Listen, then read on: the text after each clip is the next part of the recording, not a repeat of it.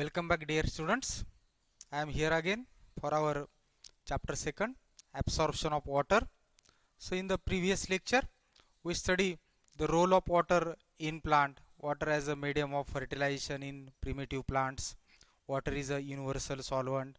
Water helps to keep root hairs stiff and rigid and lives in expanded condition.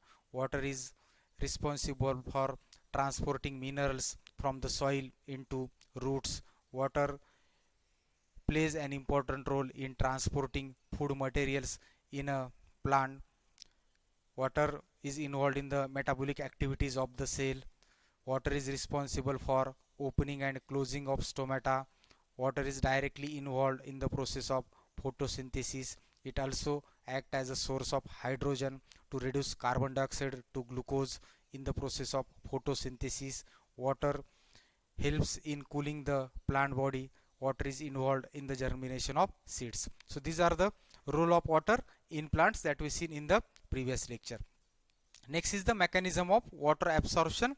So the mechanism has been divided into two types: active absorption of water and passive absorption of water. So active absorption has been takes place by utilizing energy in the form of ATP, and the root cells plays an active role, while the passive absorption, where there is no use of energy in the form of ATP and the root cells do not play any active role, it remains passive. Some other force has been generated at the top of the plant, usually in the leaves, by the process of transpiration. So it is mainly due to the transpiration.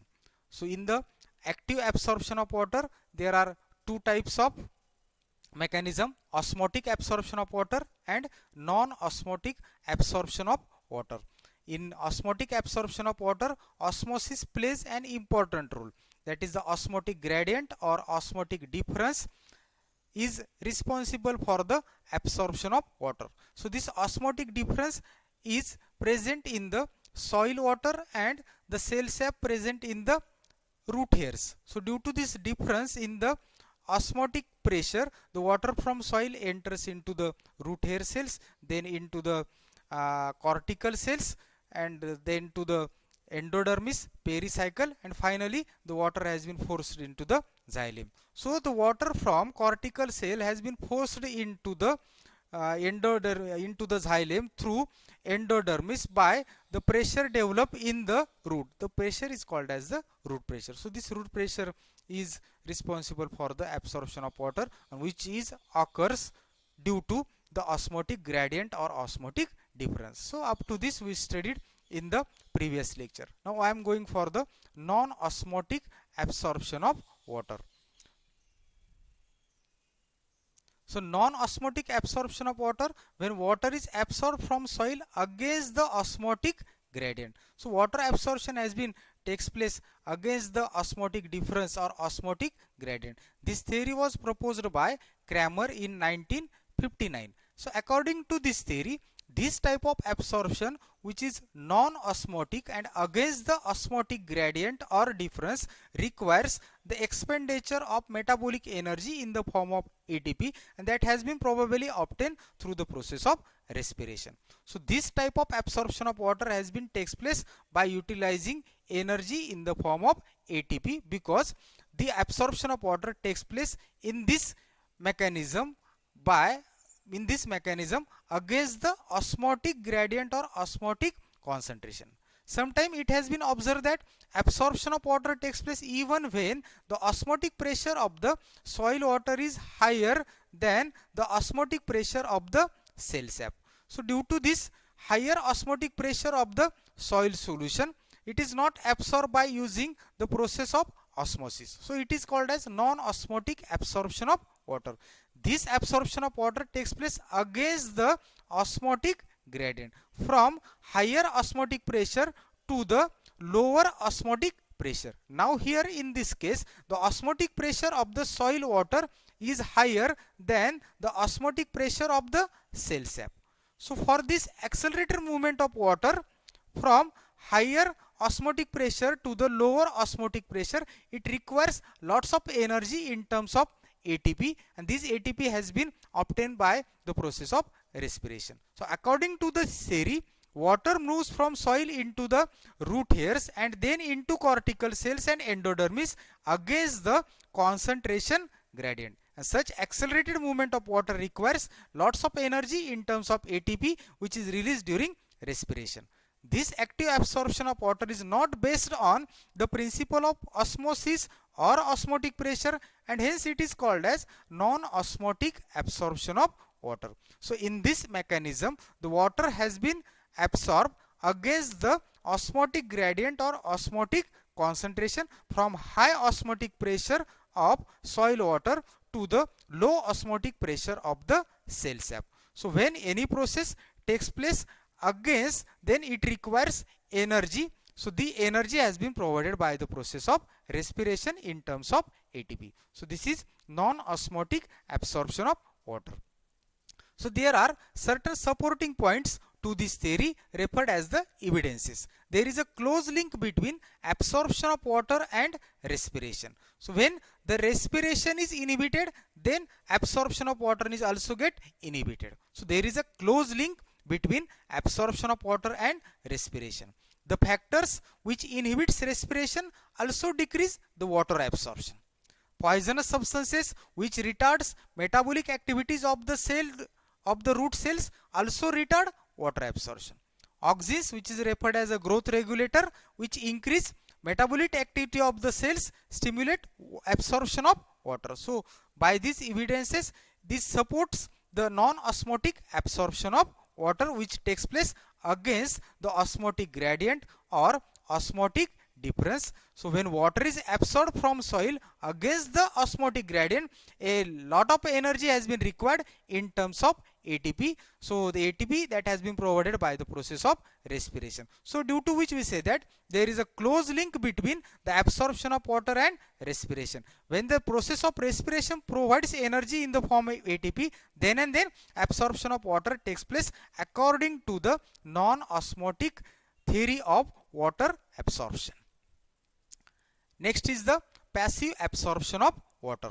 So in this theory, the root cells do not play any active role and remains passive.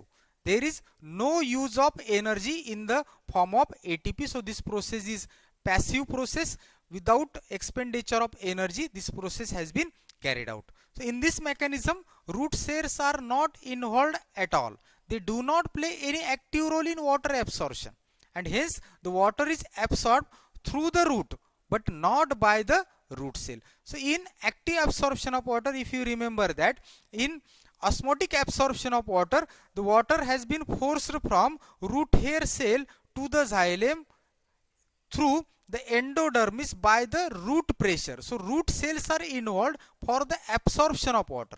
But in passive absorption of water, root cells are not involved at all. They do not play any active role in water absorption.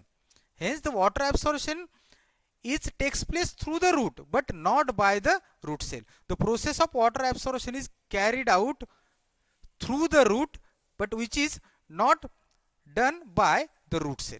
The root cells remains passive, and some other force generated at the top of the plants, generally in the leaves, play a vital role in water absorption. The root cells acts only as an absorbing organs having subsidiary or passive role. Root cells remains passive. Some other force has been generated at the top of the plant, generally in the leaves, plays an vital role. So what is this force? The force has been generated at the top of plant by the process of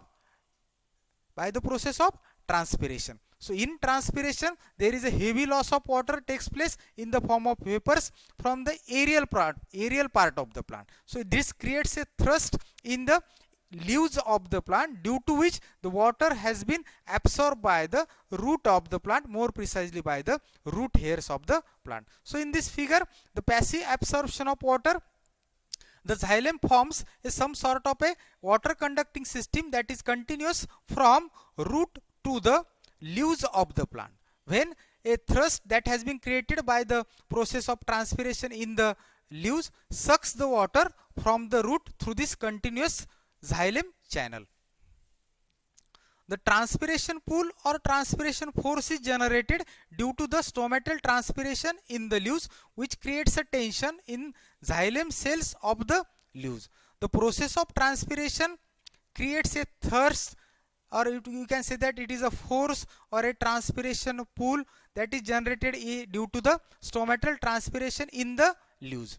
And due to this transpiration pool or transpiration force, a tension is created in the xylem of the leaves. This tension is transmitted through the continuous water column of the xylem to the root, and this force then sucks water from soil into the cortical cells through the root hairs. Thus, in the entire process of water absorption, the root cells are simply passive, and hence this is known as passive absorption of water.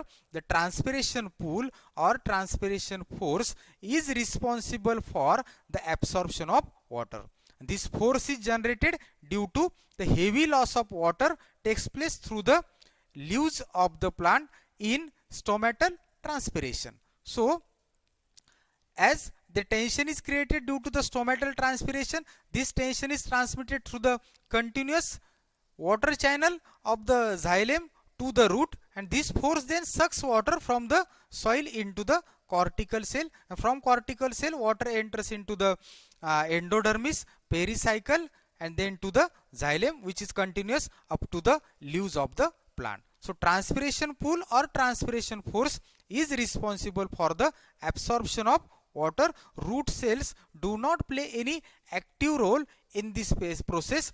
It remains passive. So this is known as passive absorption of water. The theory of passive absorption of water is accepted by all scientists because of its strong merits. Hence, active absorption of water has little significance, and it must be a cooperative mechanism or supporting process for the absorption of water. So, in plant, absorption of water takes place by the theory of passive absorption of water. The transpiration plays an important role to create the transpiration force or transpiration pool to suck the water from the soil through the root hairs. So this is the theory of passive absorption of water. This theory is supported by the following points. The absorption and transpiration of water are closely interlinked. When there is an increase in the rate of transpiration, the absorption of water also get increase. Rate of absorption of water is generally almost equal to the rate of transpiration. Very often water is absorbed against the concentration gradient because of this transpiration force. Absorption of water may take place without roots. Sometimes even the cut ends of the stem absorb water when we propagate the plant by using the stem cuttings. So absorption of water, it is mainly depends on the transpiration force or transpiration pool. So this ends the passive absorption of water. Thank you. Stay home, stay safe.